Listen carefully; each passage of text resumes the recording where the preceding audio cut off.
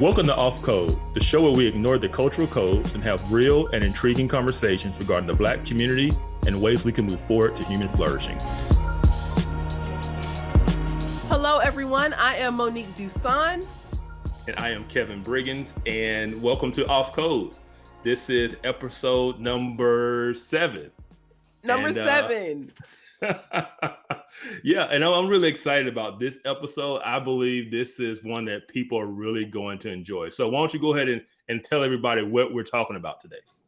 Okay, we are talking about kind of a controversial figure, Kevin Samuels. If you are not familiar with Kevin Samuels is a style coach, quote unquote relationship expert. I don't know how many people he didn't hooked up and become an expert on, but he definitely is like a self-proclaimed relationship expert. He is very opinionated. He has a lot of thoughts about Black relationships, Black men, Black women. He is YouTube famous, has been on a number of podcasts, has just released a lot of thoughts. And I would say he's very controversial for the way he views men and women.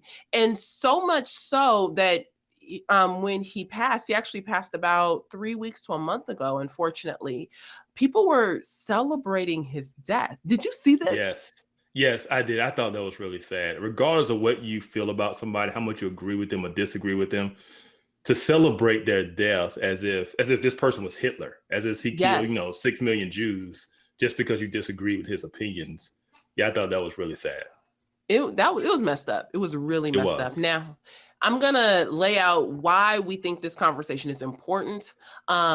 We think that the conversation regarding Kevin Samuels is important because just like our Kevin Briggins was saying, is that he was a controversial figure, and so controversial that people were actually celebrating his death. So what was it about him that made him so controversial? What did he get right about Black America, Black men, Black women, Black relationships? And then where did he miss it? So many people have had conversations about him and kind of hitting at some of his ideas from the position of straw man, maybe taking some of his things out of context or out of character. But we really want to sit down and say, hey, look, these are the issues that we are seeing within, the Black culture overall. And where did Kevin, get it right? Or, as a non-Christian, because Kevin was not a Christian, where did he really miss it? And as Christians, we should be upholding a completely different ethos or way of being in regards to men, women, and relationships. So Kevin, I'm going to let you shoot it off and we can go from there. Okay. All right. Yeah, that was a good intro. I will say this. Kevin claimed to be Christian. Although I will say a lot of the way he approached this topic was not from what we would call a Christian worldview. What? Fair point. Yeah. I tend to think of him as a non-Christian because of, I feel like, all his swear words and the things that he's saying about side chicks, which we'll get into. Yeah, and we're going to get into some of that. So I kind of was like, he's not a Christian, but I do think, yes, you are right. He did affirm, to be a Christian. Mm-hmm. What that meant to him, we don't know. Yeah, what that meant to him, we do not know. We do have scriptures that adjudicate that, but that's not for today's show. Yeah. So let's start with what he got right. I mean, a lot of people like to focus on what Kevin Samuels got wrong. Let's focus on what he got right. And the first thing I would say that Kevin Samuels got right was that he was incredibly honest. Whether you agreed with him or not, he was very honest and open about his thoughts and how he saw things and what he believed his solutions were to those issues. I will say he was also incredibly honest, and this is what a lot of people don't want to hear, but he was incredibly honest in how he kind of laid out to women what men were predominantly looking for and wanted. A lot of times in culture, we talk a lot about what women want, women's standards. Girl, he got to be 6 feet tall. He got to be chocolate. He need to be making money. Those were okay. But the men never really said, hey, this is what men are looking for in a wife or a partner or what, And so he did a good job of kind of, if there was a nugget to take from what he was saying, it was women, listen to him, because he's trying to tell you what men are kind of thinking and looking for, right? And so I thought that was a strong suit of his, was he was just kind of honest and kind of putting it out there for women to, kind of take it and learn from it, or, a lot of them just pushed back on it because they didn't like the answers he gave. So, yes, I would say that he's honest. I would say that he is honest to, and yeah, the only word that's really coming to me right now is his truth, which I don't really agree with that verbiage, but he's honest to his own opinions. So he was not afraid to put his opinions out there. I would not personally hold Kevin Samuel's opinions as being capital T truth, even though I think he did. And there are probably many people who are out there who did hold to him as being a capital T truth kind of guy. Absolutely. I mean, he started a movement. I mean, this whole, manosphere, red pill movement, that is a lot of other kind of YouTubers and podcasts are spun off of kind of what Kevin Samuel started. Yeah, they definitely took a lot of what he said as like the truth. And there was some generalities that were true to a degree, right? He talked very much in a general aspect, but a lot of, nobody should take it as this is objective, hard truth that applies to everybody in every situation. And I think that's what some people took it as gospel and formed their whole life identity and thoughts around the ideas that he was pushing. Yes. Now I'm gonna give a bit of the setup for just his approach to it. When y'all can Google Kevin Samuels, y'all can look him up on YouTube, but he had thousands of people in his stream. He had over 1 million subs on YouTube.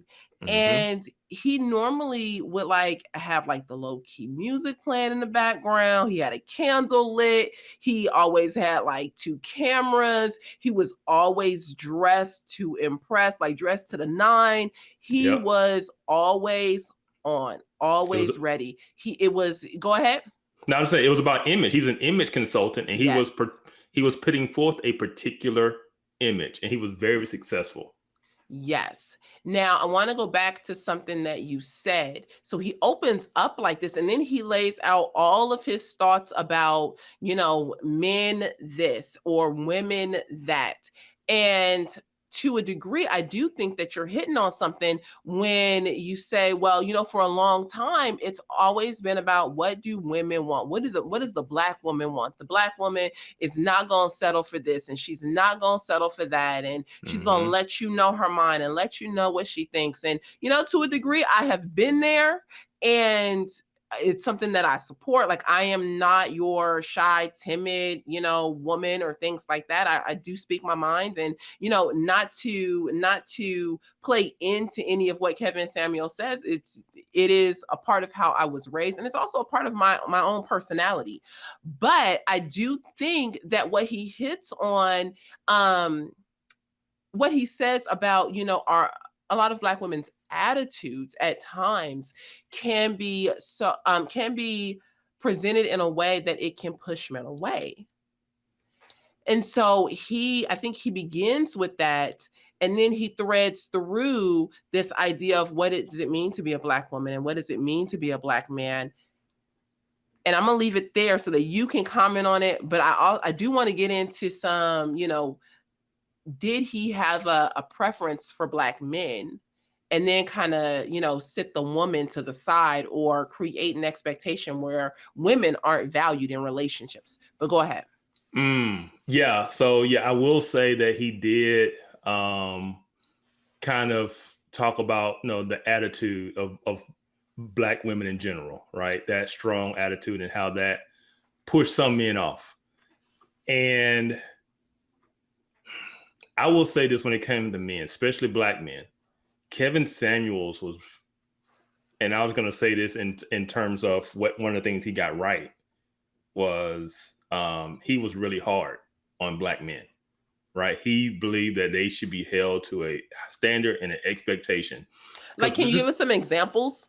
Yeah. So before he got really famous for his phone calls with women, he would take phone calls from guys, and he would often tell them, you know, what's funny, he would do the same test with them. He would say, "How tall are you? How much do you weigh?" Right? Then he would get into how much do you make and all those types of things, and he would give them an assessment of themselves, and he would tell them, "You need to do better.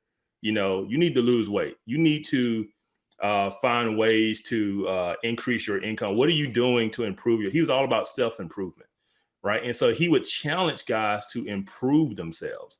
And so that wasn't controversial, and that didn't make him blow up. It wasn't until he started applying those same type of accountability standards to women and calling out women that he really became YouTube famous and went viral, because it was so controversial. It's not controversial to tell guys, "Hey man, step up, be better." You know, but to tell a woman she's average and that men don't necessarily go for, or I should say what he called high valued men, right? So men who make a lot of money, have a high social position, right? And he would say, "Hey, these men aren't looking for X, Y, and Z." And that was very controversial, and people got very angry, and it was, "Oh, that's misogynistic to say that she's only a 5," and all those types of things. But if he told a guy he was a 5, it was no big deal. Right. You know, and so those were just kind of some of the examples of him just kind of really being hard on guys. And he mentored a lot of guys, whether that's good or bad. I should say he coached a lot of guys. No, he would coach them on, okay, how do you self-improve? Like, so he's an image consultant. He pull your pants up, right? You know, put on a suit. No, he was very big into those things. How do you carry yourself? How do you project yourself? Have some confidence. Be strong. Be a leader. Those were things that he was projecting, telling men to be, and that was a good thing. You know? Before we get into that piece on the women, you just said that was a good thing. Why do you think it was a good thing? And do you think it was a good thing just for men, or do you think it was a good thing for the broader Black community? Like, what was it about his voice that you would say this was a good thing? Whether you agree with Kevin or not, one thing that he did was he had a heart for the Black community, and he wanted to see the Black community improve. And he believed that started with men, and men needed to step up. Men needed to be better. Men needed to be better providers, better fathers, better leaders, all of those types of things. And so that's what he was challenging men on. And that's why I believe it was important, because it's the same things that wasn't controversial. We've been saying that for decades. No, men need to step up. Men need to do this. Men need to do that. But it wasn't until he crossed over to the other side more often that he started receiving the hate. And it was mainly from Black women in general, or Black men who feel like they needed to stand up for Black women, because some of the things he was saying was not PC. It wasn't. He played this. Kevin Samuels was off code before off code. Yes. Right. So tell me this. What are some of the most controversial things you think you've heard from him about women? Ooh. I would say from the general public, it was the idea, single motherhood. So, you know, in the Black community, we praise our single mothers. We praise the struggle. And that was something that he pushed back on. He pushed back on the fact that 80% of divorces are, you know, driven by the woman, right? He was pushing back on. So he was like, we need to. It's not just men who are responsible for this issue, right? It's men as well. I mean, it's women as well. Yeah. The other thing was his test. You know, how tall are you? How much do you weigh? On a scale of 1 to 10, and you can't say 7, where do you rate your face without makeup? Like those types of things were like, women were mad, right? Yeah. And then he would tell a woman, no, you're a 5, you're average. That's not bad, you're just average, you know? Because they were always, you know, most of the time, they couldn't say 7 because he felt like that was the default number. And so nobody wanted to make themselves a 5 or 6. Well, sometimes they wouldn't, like they trying to really be humble. But most of the time they would say, I'm an 8, you know? And he'd be like, no, you're 5. You know, you're 6. Yes. You know, and that made a lot of women upset. You know, yes. Or I would say this is his famous line. He was like, "All right, just go ahead and get a dog because you're gonna die alone." right? He would just tell them that they weren't going to get their dream guy that they wanted because he was just trying to tell them, he was trying to educate them on what men that he was surrounded by, you know, men that were high income, high social status, these women were saying they wanted. And he was just telling them that you're not what those types of men are typically looking for. Yes. Right. And they took that personally. They didn't like those answers, you know? And so that was where he really got controversial for, was that. And I'm gonna be honest, you know, we can say what he got right. This part of what he got wrong, Kevin could be a jerk, right? He you know, his Big Shirley references, you know, one time this girl, he was talking to one girl on the live stream, and her friend in the background, who wasn't on camera, just said, "Girl, why are you even talking to him? He's trash." And he took that person, he got mad. He's like, "Trash? Who you calling trash?" And then he started calling her Big Shirley. And then he made the comment of, you could hear the cholesterol in her voice. Like he said things like that. Yeah. Made her go viral. Yes, but it ain't right. It ain't right. Yeah. But so Kevin could be a jerk at times. I just hit my camera.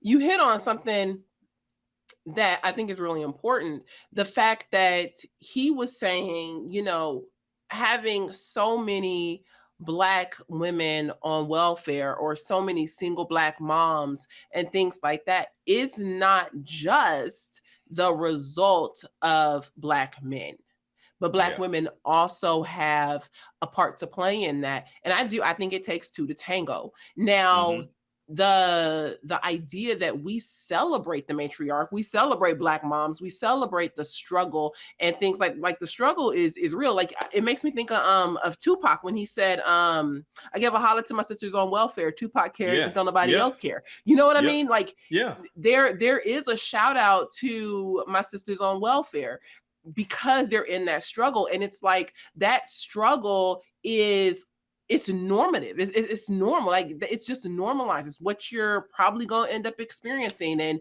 you know, if you don't experience it, don't think that you're better than them, you know, and no, we shouldn't be thinking that we're better than anybody else, but we shouldn't even seek to give advice because we don't understand the struggle, because we either aren't married or, you know, don't have a baby daddy or not living in their reality. But at times you can take someone like a Kevin Samuels and say, "Hey, I might not agree with his style or delivery, but there's something that's being said right here. I might not like the whole package, but there is something that's being said right here that I can take and glean from and learn from." Yeah. And I'll say this too. Most of the women who called Kevin's show weren't like the welfare type. They were typically somewhat successful in their careers. They would be, you know, 30, 35 to 40. A lot of times they had kids by a couple of different guys. So that aspect was still there. But they were very typically educated and successful to a degree. And in their minds, they didn't want to settle for a man that they would say wasn't on their level, right? They wanted a man who made as much money as they did, was just as educated as they were, right? And the thing Kevin was trying to tell those women is the men who are 35, 40 years old, have built a career, are highly successful, are typically looking for younger women with no kids, right? And so these women holding out for that guy are going their lives single and unmarried. And that's what he was concerned about. That's what he was trying to address. That's what he was trying to wake them up to. It's like, no, you're holding out and you're not getting married, right? And marriage in the Black community is at 30%. And that's what he was concerned about, was like, no, you need a reality check, because what you're holding out for isn't available to you, right? There are a lot of good men out here who you need to be willing to give a chance, to be willing to go out with, be willing to, you know, be a wife to, instead of holding out for your ideal man that checks all these boxes. And if he doesn't check these boxes, then, you know, he could be a hardworking, you know, police officer or school teacher.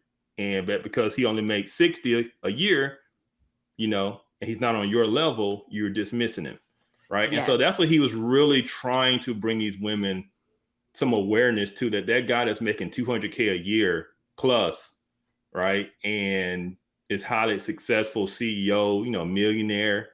He's probably looking at 27, 28, no kids, slim, fit. He's just not looking for 35, 2 kids, 2 different fathers, regardless of what your income or education level is. And so that's what he was really trying to bring a lot of women to understand. Yeah. To help deal with this crisis of unmarriage within the Black community. Now, I think it's important to highlight the fact that he did believe in marriage.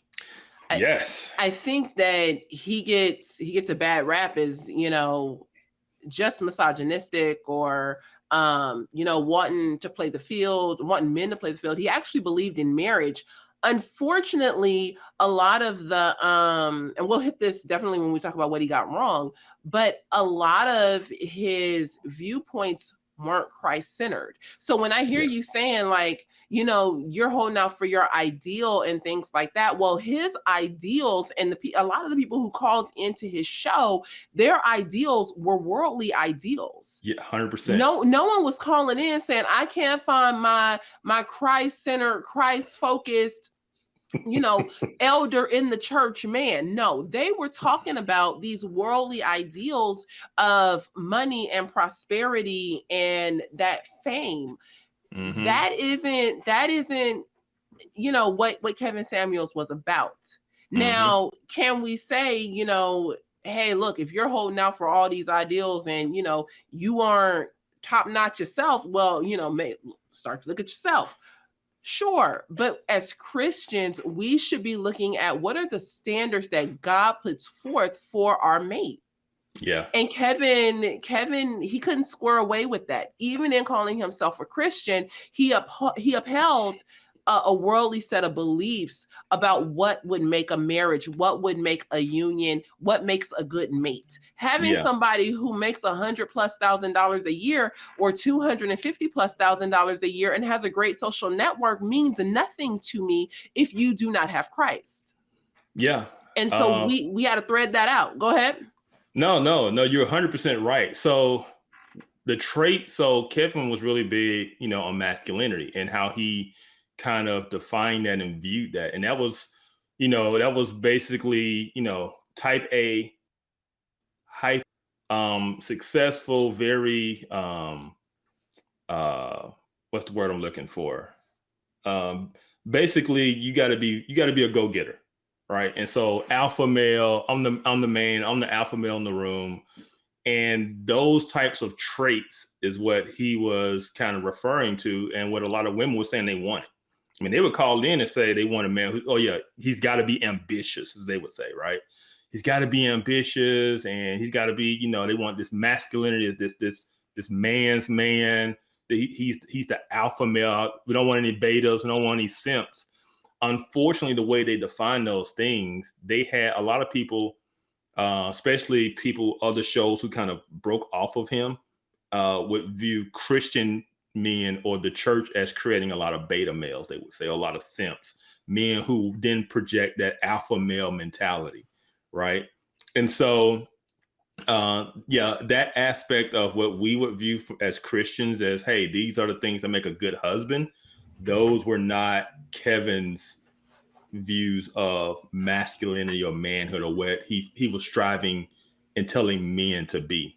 And to me, that can alienate people. It can create a structure that says, if you're a woman, you must be this. But what if I'm not necessarily like the uber feminine? I get my nails and my hair done every 2 weeks. And like, what to me, that's all an exterior facade. I can be I was going to say something else, but I could be a very horrible person every day of my life. But as long as I check these boxes, I'm 5'9", only weigh, 155 pounds, and I get my eyelashes done, then, then I'm wifey material, then I'm good to be held on your arm. and this is where I think even many Christians who listen to his podcast kind of miss that mark. Like, we value femininity and masculinity not in terms of the culture standards, but but in terms of what God says. What if you are what if you are an artistic man? You know, what if you like things like art and drawing and, you know, singing and playing the guitar, and going out and camping and shooting guns isn't your jam?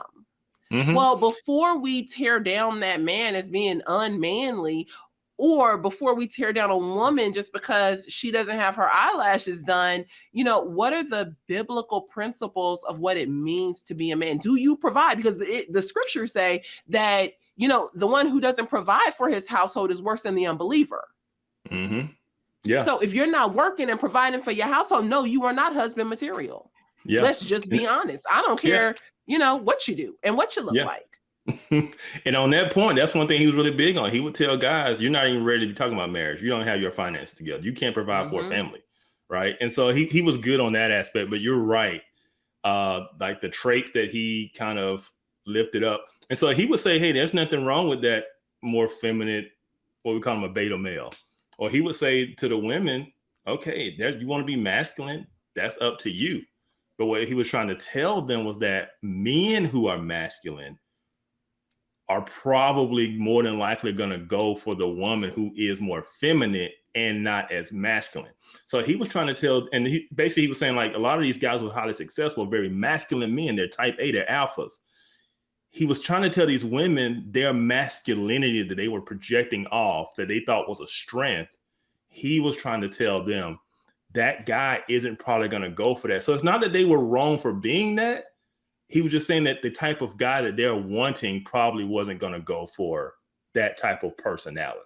Right. And so, you can be that, but he would say that that woman that's very strong is probably going to be with a man that's not as strong, kind of deal.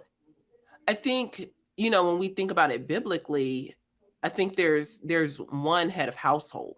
Like and I'm not married, but what I imagine is that you as a married man don't want to compete with your wife for head of household. Exactly. You know what I'm saying? Or that men are, that there is biblically an order to how the household should run. Yes. As a woman, and I know people will come in the comments or, you know, whatever, and say what you got to say, but I'm going to say it. As a woman, they don't even feel right for me to say it. I used to believe something quite different. As a woman, I come under my husband. There is a submission to what it means to be a woman and a wife. Yes. Yes. Now you saying yes a little too quick. I'm gonna need you to. Amen, sister, preach. Preach. Stop it. Stop it. That like in all honesty, that used to be a rub for me. And we've talked about that when we talked about Black relationships, but that thing is a struggle right there. But I also think that when Kevin Samuels would tell women, you know, hey, look, if you're gonna sit up here and be the alpha dog, you're gonna have to understand that either y'all gonna be clashing, because there's only gonna be one alpha in the pen. So you're going to either clash, or it's going to send your mate away. It's going to send the man away, because they don't always want to have this competition and this clash. I don't think he was wrong on that. No, he wasn't. But that's what a lot of women did not want to hear. And that was what you said, what was controversial that he said. That right there, that submission role, like a wife being submissive to her husband, the man being the head of the household, the man being the leader. A lot of women who called in simply wanted a partner. They didn't want a husband. They wanted just a partner to come alongside. Like, they're just co-partners. It wasn't that headship. They weren't about that. But a man typically who was fitting the description that Kevin was putting out typically isn't looking for a co-partner.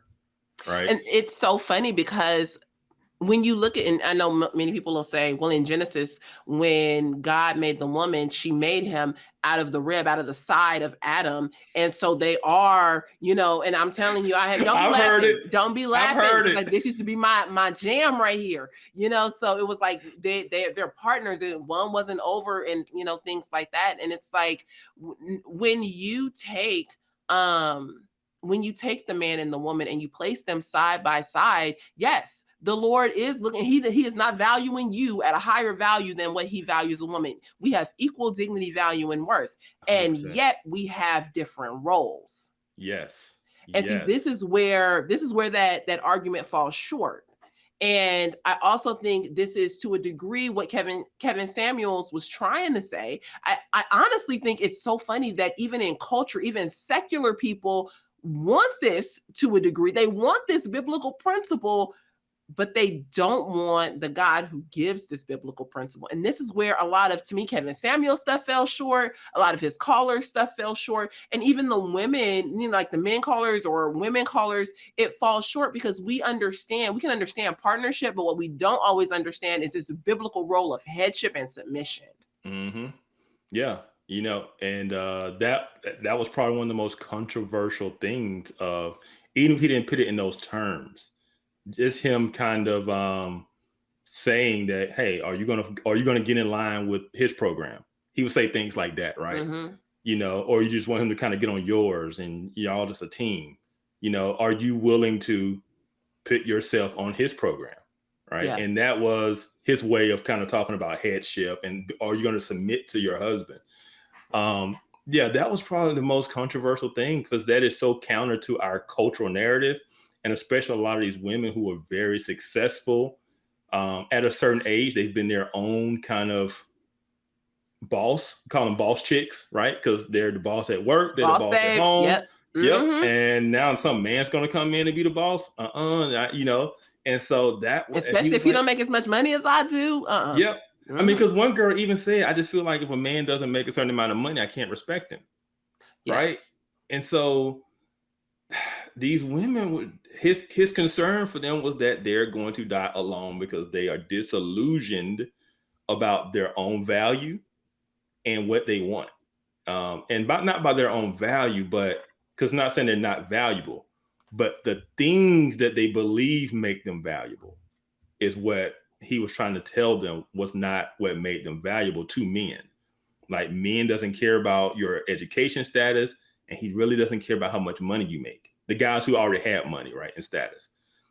And he was saying that these things that you are pumping yourself up with, the thing, I'm so valuable and I'm such a prize and a catch, Kevin was trying to tell them and educate them on, or enlighten them to the fact that those guys that you're looking for, that's not what they are looking for in a woman, in a wife. They want somebody who's attractive to them, and they want someone who is, we said this word last time, got us in trouble, got me in trouble, I should say, cooperative, right? Mm-hmm. Mm-hmm. Mm-hmm. See that face? Mm-hmm. Yeah. But whether it's good or bad, I believe it was true, right? And that's why they typically, would go for the late 20s, someone who they felt was fairly attractive, and someone who, like I say, younger women typically look up to older men, right? So if he's in his early 40s, she's in her late 20s, that respect factor is already there, right? Yeah, but I don't know about that. I kind of feel like, like that could be a little iffy, like a little like you're looking for a husband, you ain't looking for a father. Like, what is this level of respect and like I'm kind of like I get it. Like, but think back in the day, there's something about that could be interesting and intriguing. He's older than me. He has wisdom. I don't know, that it just don't. Yeah, I mean, I think what we do in today's culture of, people usually around the same age, they get married or they come up together. You go back and look through history, it was typically older man, younger woman. Yeah. Whatever that age gap was, they typically want peers, I would say,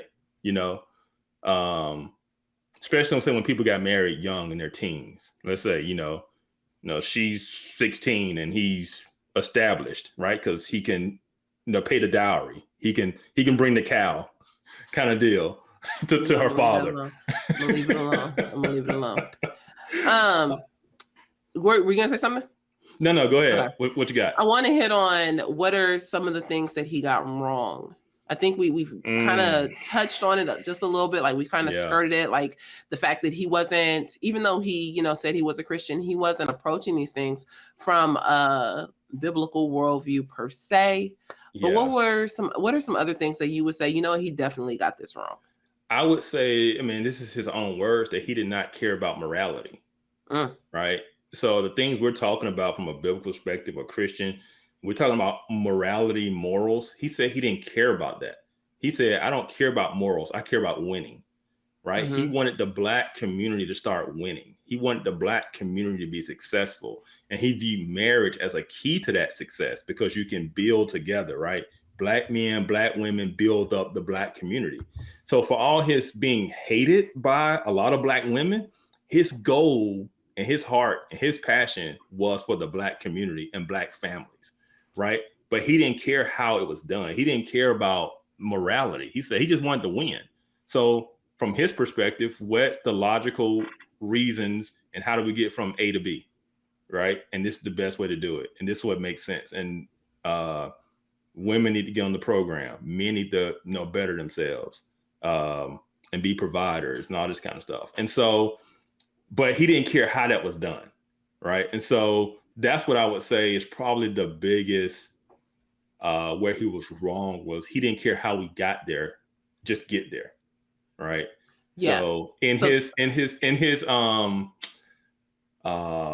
solutions to the problems that we agree are there, his solutions did not care about morality. Just did the strategy get us to where we need to go? Yes. Okay, then do that.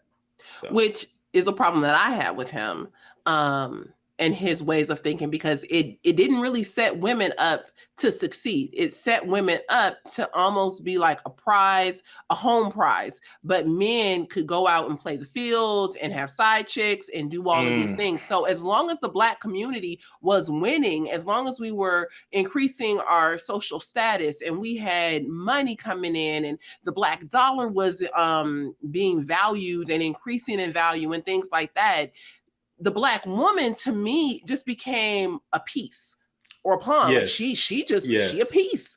You know what I mean? Yeah. There was no value to me when I narrow it down of, to me, I didn't see him really valuing the Black woman. I saw him valuing the Black community, or his definition of that. I saw him valuing the Black man. But when the Black man, at the end of the day, the Black man can go off, he can have a family here, he can do this, he can be sleeping with that one. As long as he's taking care of you in your house, what do you have to complain about? Was his process on it. So to me, that's just not like a lack of morals. I don't really, it is lack of morals, but it's a whole lot of the issue, because to me that means that you really don't value the Black community. I don't know what it is that you really say that you value, but I'm having an inner conflict in my spirit about your claim to really value the Black community, because women are half of the Black community. Yeah. And I'll say this because where I stand personally, my beliefs and convictions. So I'm gonna pick Kevin's beliefs and convictions out there. He believed that you look through history, monogamy is not a thing, especially with men who are very powerful and ambitious. And so he's saying, women, if you're going to be with this man and you want him to be alpha, you want him to be the leader, you want him to be ambitious, you want him to be successful, you want him to be a conqueror to a degree, that's going to extend even to other women. So as long as he is doing right by you, right, he's taking care of home, you're good, he's not bringing it home, in his mind, you shouldn't care what he do out there, because in his mind, he's going to do it. And if you divorce him because he did it, then you just create another broken home. See, but and I say the devil is a lie. I agree. But his mindset was, if you go into this, you need to go into this knowing what to expect. And what to expect is he is going to have, as he said, high valued men, as he defined them, do not cheat. They exercise their options. Yes. Those are his words, right? And I think this is where it's important to understand the biblical framework and the biblical worldview. You can say, I'm a Christian all day long, but if the proof ain't in the pudding, I don't really know what to tell you. Yeah. If you're not walking the walk, I don't really know what to tell you, because it's Christianity that came along, and because there was high profile men, high powered men in the early church who were doing these exact things. His ideas aren't new. No. The idea of, well, he's my husband, he takes care of home, but yet, he's gonna have a side chick over here and a piece over there and all that stuff. That's not new. They was doing that in Solomon's time. But when Christianity came on the scene, it was like, no, you stay in your family. This is what a family is. This is what a man is. This is what a man does. This is how you love your wife as Christ loved the church, and things like that. And for Christian men, when they came into the church, those ideals began to fall off. Those ideals of like extramarital affairs or having side pieces over here, and as long as I'm bringing home the bread and butter to you, what does it matter who I'm sleeping with over here? The gospel did away with a lot of that, because the gospel changed the heart. But the idea that you should just understand that he's going out to conquer, and he's going out to be powerful and all that, to me, that just sounds like you trying to sell me like land on the moon. We ain't getting there. The examples that he would give is Coretta Scott King, right? He would say Martin Luther out there doing what he do, but she stayed by him. Even to the point of when he died, she didn't get remarried. She was committed to him and his legacy. He talked about Hillary Clinton. Everybody knows what Bill was out there doing. He's like, did she leave him? No, she stayed. And so those are kind of the examples that he was giving, to the kind of stand by your man type of thing. And because if you are going to basically pick up and leave and file for divorce when he does these things, then you just created another broken family. So he was putting a lot of this on the women, right? And see, I say the devil is a lie. I say that's an unbiblical principle. I agree. If you choose to step out, honey, you need to know that your shoes and your bags should go with you. Yeah. Like, there's let's a lot just be there. Yeah, go ahead. Yeah, no, there's a lot of talk about leveling up. Like, men, you need to level up. You need to be better. You need to level up. And I believe you can't be a true man and you can't level up if faithfulness is not a part of that. Yes. And discipline. So I believe that was left out of his curriculum, I would say. Yes. Right? He needed to be teaching men.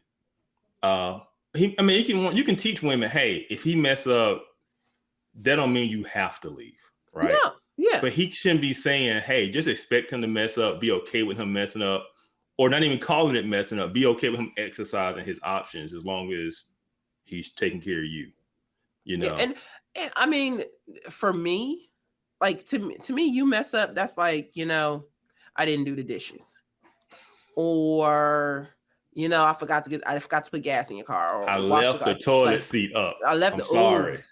You know what I mean? Like that's a mess. I messed up. I didn't think it all the way through. But when you have an affair, and I don't care if you're man or woman, if you have an affair, honey, that is a whole bunch of other steps that you took before you got to that point. That is beyond a mess up. That's beyond the oopsie. Yep.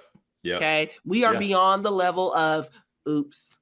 And that's the part of Christianity or the church religious mindset that he would push back on. Because in his mind, see, everything to Kevin Samuels about, was it practical, right? And in his mind, monogamy is not practical, especially for a certain type of man, right? But this is where Kevin didn't understand. It's like, regardless of your income level, regardless of your social status, I mean, we all know it's common for men in power to not be faithful. That's not a secret, right?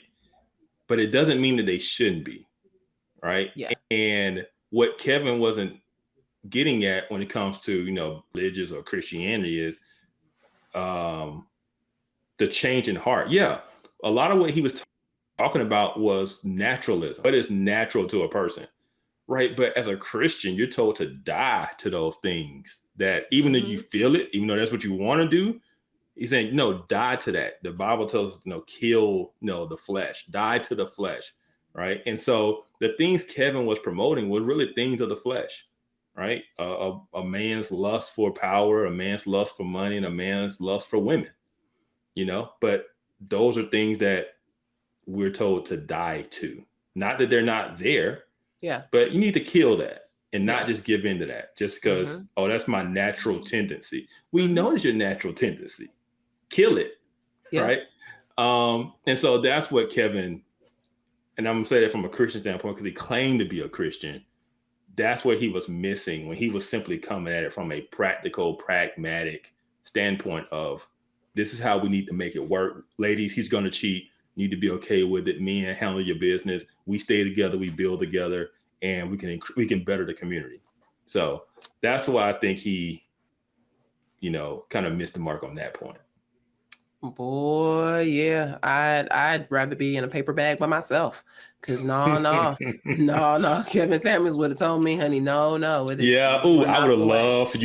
have loved to see a phone call between you and him. Yeah, I am not the way. I am not. I'd rather be in a corner with a jellyfish by myself. Cause step out on me, honey. You can keep stepping. The devil is a lie. It's this transactional idea of relationship that is so unfortunate in his level of influence, because that's not what we see in scripture. Relationship isn't just transactional. Are there transactional relationships? Sure.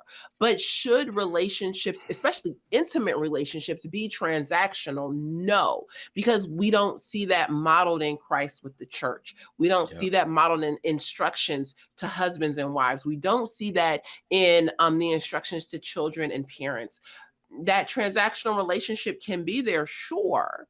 But when we talk about our intimate relationships, our familial relationships and bonds, that's not what it is.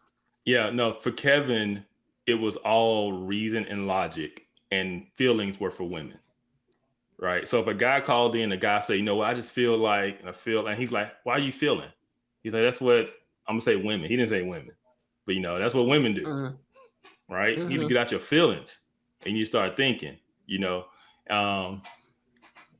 To a degree, we all know you can't always be driven by feelings, but it was almost as if feelings shouldn't come into play at all, right? And it was all simply logic and reason. This logically makes sense. This is reasonable to me.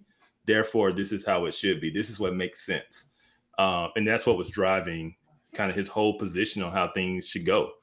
Another area I think he kind of went wrong in, I think he swung the pendulum too far the other way, right? I said he was hard on men, but at sometimes I also felt like he also let men off the hook to a degree, because we went so long dogging men, black men, and praising black women and single mothers to where, and I'm not gonna say he didn't believe. I mean, he did believe that there was some sorry Negroes out there, you would say, But I think he was overvaluing and overplaying the number of well-qualified husband material men out there, right? Because we can't have it both ways. We can't talk about how all of these men were raised by single moms, didn't have fathers, don't really know what it means to be a man, but at the same time claim that there's so many of these great men out there that know how to be great husbands and fathers, right? I think it's a mix, between there's enough blame to go around on both sides. And I feel like he swung the pendulum too far the other way. Yeah, 80% of women are, filing for divorces. 80% of divorces are initiated by the woman. But did he ever think to say, okay, how many of those were justified? Like, how many just sorry, bad dudes were just bad husbands? And not just from stepping out, but just in general, and that doesn't mean that she should have left, but it should have been, man, you need to be better husbands, not simply make more money. You need to be a better husband to your wife, right? And so that's why I feel like he missed the mark. And one thing I will say too, because I know we got to wrap up, and I thought this was really big, and it's going to tie into our next show, is he put 100% of the blame on women for children out of wedlock. And I thought that was just crazy. Yeah, because to a degree, what he's saying is or I will ask the question, do you believe what he's saying is that if it's 100% on the woman for out of wedlock births, that if you're not married, you should abort? Yeah, he's saying that the decision to have a baby is 100% on the woman. So basically, he was taking the whole "my body, my choice" argument and blaming it at their feet. If it's your body, your choice, then is your, it's yours to abort. You made the choice to bring this child into the world out of wedlock. Yes. Which logically, yes, that makes sense based on our laws. But it was almost like you should have gotten an abortion and you want to have a baby. Yes. And that's a problem. That's a problem. That is a problem because one, you don't just get pregnant by yourself. But two, abortion is murder. And so I know that he might not believe that. I'm pretty sure he did. And I am sure that in the transactional relationship realm that he lived in, that, this may just be a casualty of war or, some of the fallout of the change, that in having either hookup sex or whatever, whatever that might be. But at the end of the day, do I make it worse by having an abortion? Because there is a whole litany of stuff that happens emotionally when a woman chooses to abort. Yeah. It goes back to his whole transactional view and his view of the market. And to a degree, when you're in the dating scene, there is a market, right? There are people who have options. You want to be that person's choice. There's a certain degree of you're competing with other people that want to be that person's choice, right? There is a market to that. And he's saying, hey, ladies, you chose to have that baby, which diminished your value. Because now you got a baby by some other guy, you diminished your value to this guy who you saying you want to be with. So you made that decision, you made that choice. And I don't know, that just never sat right with me because he would put 100% on the blame of babies out of wedlock on women, which part of me wants to say, yeah, on you, because if you're gonna scream "my body, my choice," yeah, that's technically right. But from a moral standpoint, I can't sit with that. No, I can't. It takes two to tango. Man. Yeah, you're responsible for that. I can't be like, well, she didn't get an abortion, so that's on her. No, you need to step up. What kind of ish is it for you to tell a woman that this is one, like all like out of wedlock births are on you, and so your options is either what, abort or now just be considered leftover? Like no, yeah. That's why we're on the part of what Kevin Samuels got wrong. This is what he got, but this again, it's not even what he got wrong because this Kevin Samuels represents a worldview. Oh, absolutely. He represents a paradigm, a growing worldview. And this is what I feel like Off Code needs to address, and we need to especially be addressing in the Black community. It's like it's just wrong. Like, we don't send our women out to murder babies. Yeah. We don't do that. Nor should we be sending our women out to fornicate. Yeah, exactly. Nor should we be sending our men out to have adulterous affairs. Yeah. I want to leave on a good note though. Kevin Samuels, passed away. And I listened to a lot of people who were actual friends of his, and it humanized him, right? And so I do want to say this because there were some videos that were made from women who were thanking him for helping them to understand some things, seeing some things a different way, and for helping them to get married and find their husband, because they made some changes based on things that he said, or, he actually took a call with them or they were on the show and he told them some things. And they were saying, hey, thank you for opening my eyes to some things, right? Not saying that they bought into the whole thing and then a husband cheating on them, they're okay with that. No, but it helped them to understand that maybe the energy they were putting off, or how they were coming at, or some trauma they had. He believed in therapy. He believed in trauma. Like, you need to get some help and talk to somebody about so you can have healthy relationships. I know somebody personally who told me they said Kevin Samuels helped them value their husband. And they didn't realize that they weren't valuing their husband until they listened. And they said it changed their whole dynamics of their marriage, and it's so much better now. And so I do want to leave it on a good note that Kevin did do some good things. He did help some women realize the way they were going about it, or some things that were raised with, or kind of that the feminism that had taken over the culture wasn't the way to go.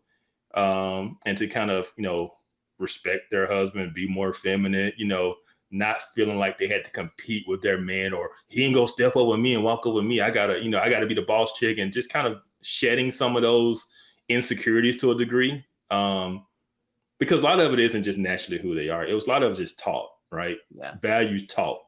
And once they reevaluated those values they were taught, they were able to have healthier marriages, or even find their husbands to begin with. And so, with all due respect to Kevin, and we gave him a hard time on some things we felt he was really wrong on, I do want to give him props and credit for some good that did come out of the things he was presenting. Yeah, we don't want to participate in the genetic fallacy in saying that, because he did these things wrong, or things that I disagree with, now everything that comes from, this person is 100% wrong. No, I don't believe that either. I do think some of his stuff was very problematic though. But he started a conversation. Like he started a conversation that needed to be had. He went off code and said some things that you're not supposed to say. And because he was able to say them, men felt like they had a voice for the first time. And for the first time, women was hearing men say what they wanted and what they, and so I think that has helped us to a degree, even though there has been some downside to that as well. So.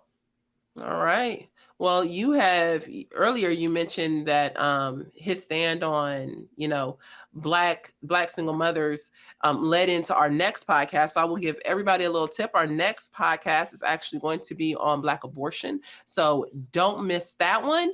But for this episode of Off Code, sorry about that, we are officially done. I wanted to give a quick request. If you are able, would you please prayerfully consider how you can support the Center for Biblical Unity, our podcast Off Code? You can simply go to centerforbiblicalunity.com and click on that donate button to help support our show. Thank you so much, and we'll see you in a couple weeks.